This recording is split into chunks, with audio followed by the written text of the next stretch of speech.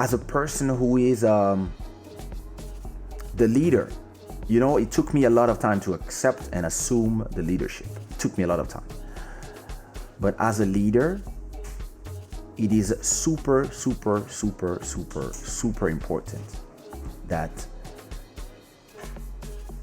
you also assume the fact that some of the soldiers who are walking with you will not succeed, and it's not your fault.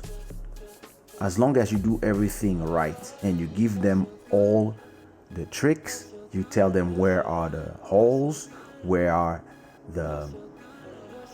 It's horrible.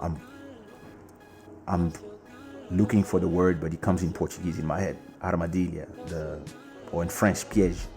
But in English, it doesn't come. The problems of people who speak 7 languages, that's the problem we have. And I'll say the whole. And you tell people how, where. When you give people the map and you tell people, listen, follow me, or just use that road that I built already, it is not your responsibility if the people lose themselves in the way. Oh, hey, thanks, Milton Cruz. I never saw that I never saw I was shocked at the GIF. That was cool. It is not your fault if the people decide to not follow the rules. It is not your fault, and it's not your responsibility. And it took a toll on me in 2010. To me, everything was my fault, everything was my responsibility, and any failure of anybody would be like a burden for me. And that's why I left everything at a point. I was like, you know what? And of course, like, then you have a lot of people who are blaming you for everything. And yeah, I came to Portugal depressed, and I look at everything I did in the last 10 years, from 2000 till 2010, 12. And I realized that a lot of the things that didn't happen was these people's fault. Of course, like I said before, the public is the guardian of the culture. So most of the time, the people who decide who wins and who loses is you guys.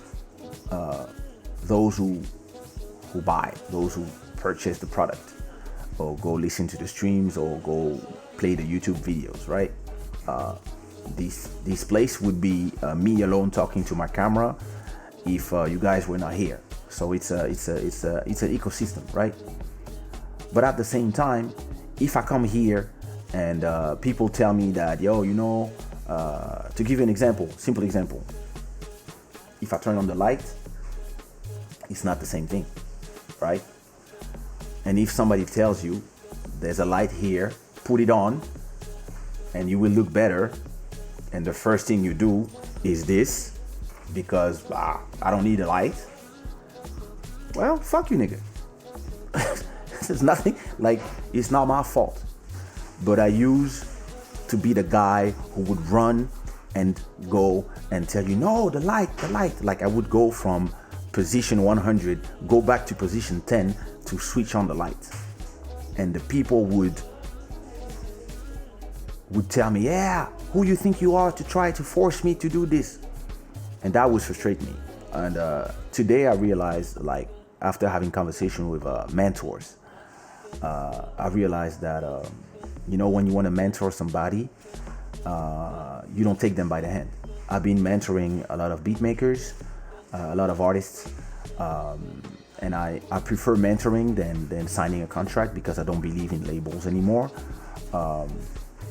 And my mentoring is just giving advice. It's not saying that I'm responsible for you, and I'm not going to hold your hand.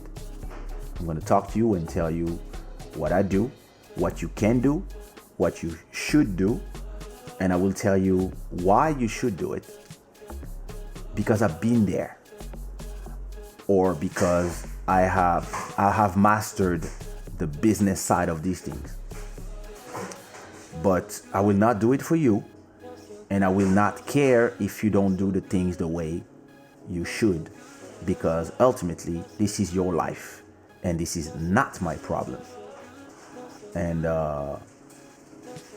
thinking this way changed my life, because the